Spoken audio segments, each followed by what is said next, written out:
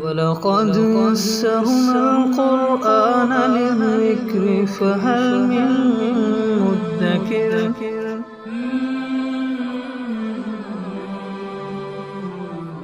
سورہ آل عمران آیت نمبر 196۔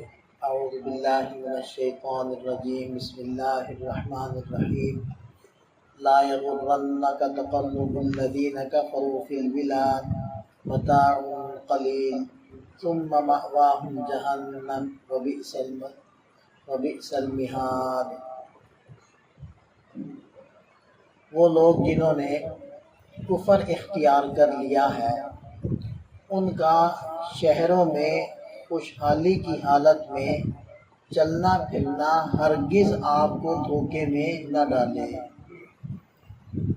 عام طور پر یہ ذہن کے اندر سوال آتا ہے کہ کفار ہیں، نافرمان ہیں، لیکن اللہ کی نعمتیں ان کے پاس ہم سے زیادہ ہیں، تو اللہ تعالیٰ اسی کی طرف اشارہ فرما رہے ہیں کہ یہ چیز تمہیں دھوکے میں نہ ڈالے۔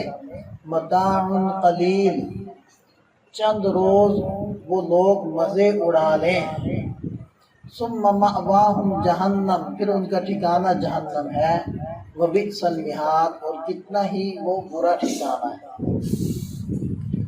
لیکن الذین اتقوا ربہم، لیکن جو لوگ اپنے رب سے ڈرے یعنی ڈر کر اعمال کیے، لہم جنات، ان کے لیے باغات ہیں، تجری من تحتها الانہار، جن کے نیچے نہریں بہتی ہوں گی، خالدین فیہا، جن میں وہ ہمیشہ رہیں گے، نزلا من عند اللہ، یہ اللہ کی طرف سے مہمانی ہوگی، وما عند اللہ خیر للابرار، اور جو کچھ اللہ تعالیٰ کے پاس ہے وہ نیکوکاروں کے لیے بہت بہتر ہے۔ اب دیکھیں کہ باغات کا تذکرہ کرنے کے بعد اللہ تعالیٰ ارشاد فرما رہے ہیں نزلا من عند اللہ، یہ اللہ کی طرف سے مہمانی ہے۔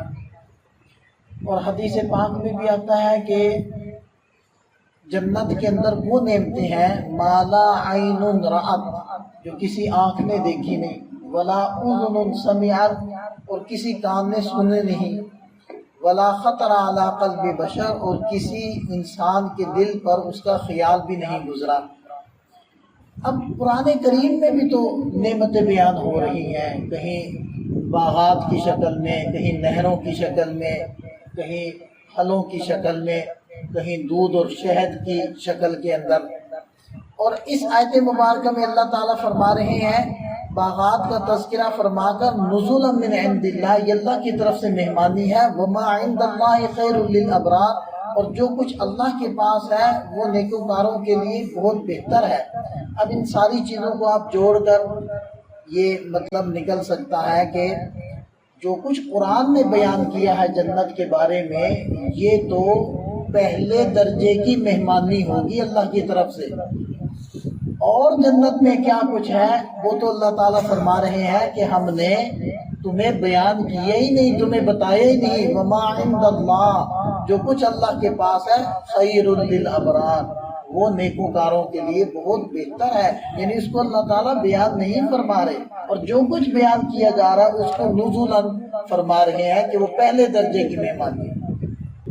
وَإِنَّ مِنْ أَهْلِ الْكِتَابِ لَمَن يُؤْمِنُ بِاللَّهِ، اور یقیناً اہل کتاب میں سے بعض وہ ہیں یؤمن باللہ، جو اللہ پر ایمان لاتے ہیں، وما انزل الیکم، اور جو تمہاری طرف اتارا گیا اس پر ایمان لاتے ہیں، وما انزل الیہم، اور جو ان کی طرف اتارا گیا اس پر بھی ایمان لاتے ہیں، خاشعین للہ، اور اللہ تعالیٰ کے سامنے عجز و نیاز مندی کا اظہار کرتے ہیں، لا یشترون بآیات اللہ ثمنا قلیلا، وہ اللہ کی آیات کے بدلے میں دنیا کا تھوڑا سا مول نہیں لیتے، یعنی دنیاوی نفعوں کے لیے اللہ کے احکامات کو نہیں بدلتے۔ اولئک لہم اجرہم عند ربہم، ان لوگوں کا اجر ہے ان کے رب کے پاس، ان اللہ سریع الحساب، یقیناً اللہ تعالیٰ بہت جلد حساب لے لینے والے ہیں۔ اب آگے آخری آیت جو پوری سورہ آل عمران کا خلاصہ ہے، یا ایھا الذین آمنوا اصبروا، اے ایمان والو صبر کرو، وصابروا، اور دشمن کے مقابلے میں ڈٹے رہو، ورابطوا، اور سرحدوں کی حفاظت اور نگرانی کرتے رہو، واتقوا اللہ، اللہ سے ڈرو، لعلکم تفلحون، تاکہ تم لوگ کامیاب ہو جاؤ۔ اس آیت مبارکہ میں 4 چیزیں اللہ تعالیٰ نے بیان فرمائی۔ پہلی چیز صبر، دوسری مصابرہ، تیسری مرابطہ اور چوتھے نمبر پر تقویٰ۔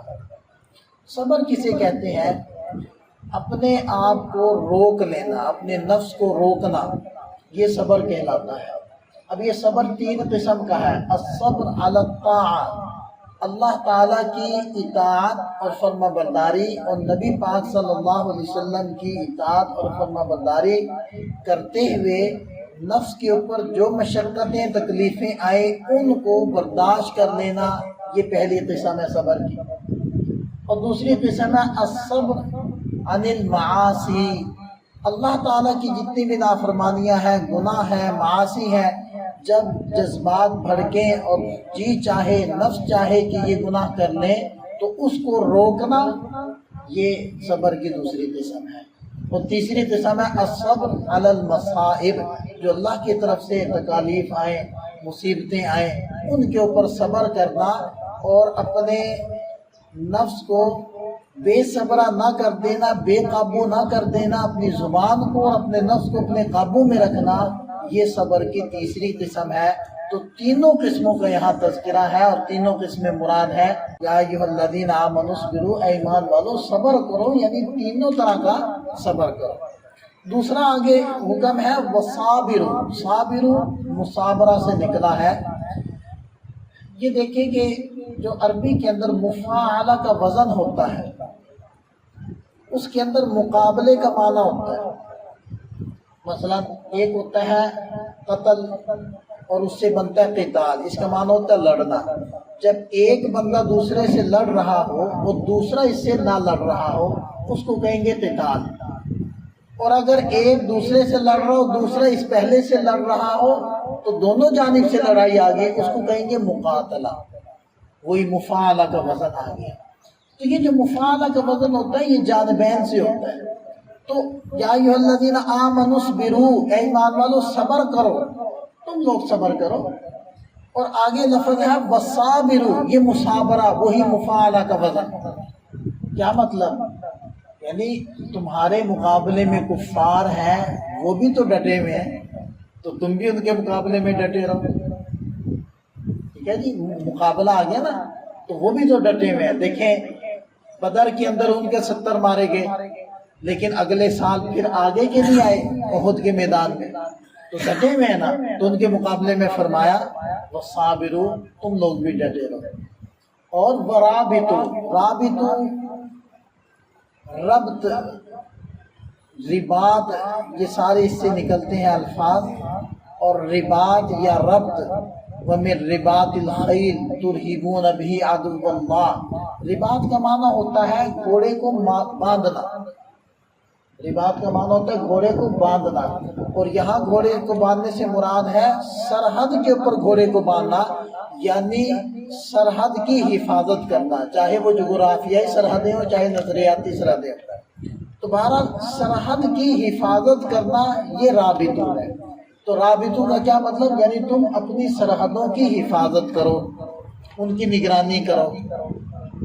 اور اس کے بہت سارے فضائل احادیث میں آئے ہیں۔ بخاری شریف میں آتا ہے کہ جو شخص ایک دن کے لیے اسلامی سرحد کی حفاظت کرے تو دنیا وما فیہا، دنیا اور جو کچھ دنیا کے اندر ہے سب سے افضل اور بہتر ایک دن کا رباط۔ اور مسلم شریف کی روایت میں ہے کہ جو شخص ایک دن کا رباط کرے، یعنی ایک دن رات کے لیے سرحد کی حفاظت کرے، تو 1 مہینے کے روزے اس طرح رکھنا کہ ان کی راتوں کے اندر بھی عبادت کرے، اس سے افضل ہے۔ اور اگر یہ اسی حالت کے اندر مر گیا تو قیامت تک اس کا ثواب چلتا رہے گا، قیامت تک ہمیشہ اس کا ثواب اس کو ملتا رہے گا۔ ایک اور روایت کے اندر آتا ہے، ابو داؤد شریف کی روایت ہے، آپ علیہ السلام نے ارشاد فرمایا کہ ابن آدم جب دنیا سے جاتا ہے تو اس کا نامہ اعمال بند ہو جاتا ہے سوائے اس مرابط کے جو سرحد کی حفاظت کرتے ہوئے وفات پا جائے، یہ شہید ہو جائے، فرمایا اس کا نام اعمال بد نہیں ہوگا، بلکہ اللہ تعالیٰ اس کے ثواب کو بڑھاتے جاتے ہیں، قیامت تک اس کا ثواب بڑھتا رہے گا، اور اللہ کی طرف سے اس کو رزق دیا جائے گا، اور قبر کے اندر اس سے حساب کتاب سوال و جواب نہیں ہوگا۔ تو یہ سارے فضائل ہیں مرابطہ کے، یعنی سرحد کی حفاظت کے۔ اسی طرح مرابطہ ربط سے، یعنی ایک دوسرے کے ساتھ بندے رہو، جڑے رہو، یہ بھی اس کا معنی نکلتا ہے۔ تو پھر آسان الفاظ میں اس کا پھر وہ معنی ہوگا ڈسپلن، کہ نظم کے اندر بندے رہو اور ڈسپلن کو قائم رکھو۔ دیکھیں نا، اس سورہ آل عمران کے اندر غزوہ احد کا تذکرہ ہوا تھا، اور احد کے اندر کیا ہوا تھا؟